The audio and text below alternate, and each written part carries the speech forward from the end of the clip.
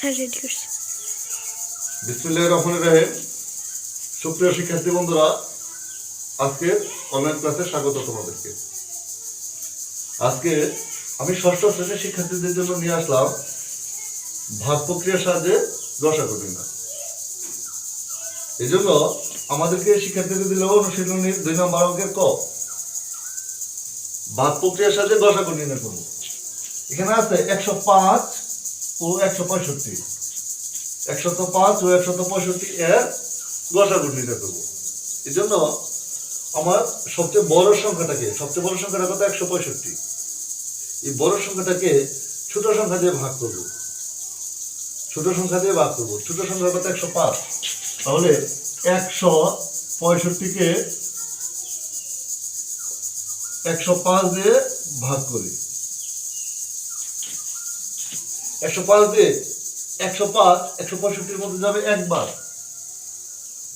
একবার গেলে 1 দিয়া এই 5কে গুণ করবো। 5 একে 5, 1 দেয়া 0কে 0 একে 0, 1 দেয়া 1 1। আমার আছে এখন বিয়োগ করব। এখানে আছে 105, এই 5 থেকে 5 বিয়োগ করলে হবে 0।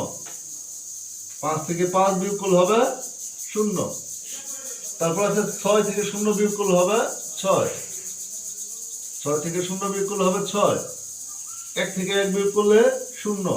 আমরা জানি বামে 0, বাঘের ক্ষেত্রে বাঘের সময় বামে 0 লিখতে হয় না, বামে যদি শুধু 0 থাকে লিখতে হয় না। এখন আমি ভাগশেষ পেলাম কত? 60। এই 60 দিয়ে এই ভাজককে ভাগ করব। এখানে ভাজকটা কত আছে? 105। 105।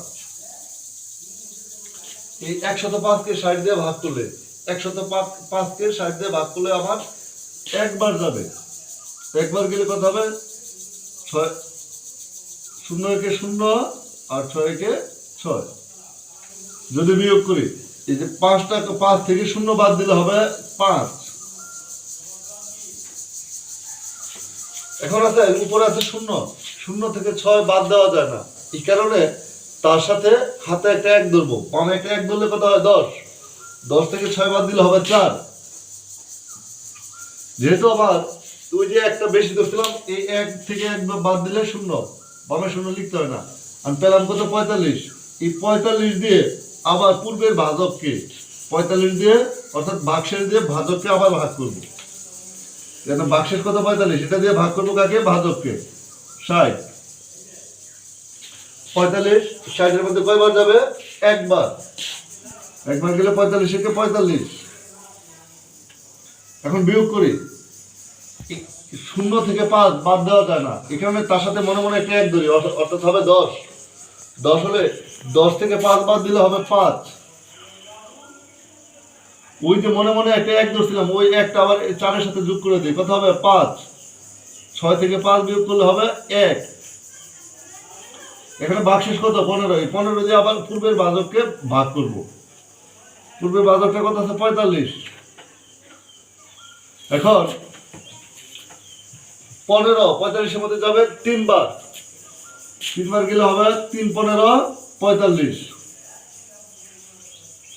ভাগশেষ কত? 0। যতক্ষণ আমি ভাগশেষ 0 পেলাম, তার পূর্বের ভাজকটাই হবে আমার গসাগু। যখন আমি ভাগশেষ 0 পাবো, তার পূর্বের ভাজকটাই হবে গসাগু। সুতরাং আমরা কি বলতে পারি? এতে নির্ণেয় গসাগু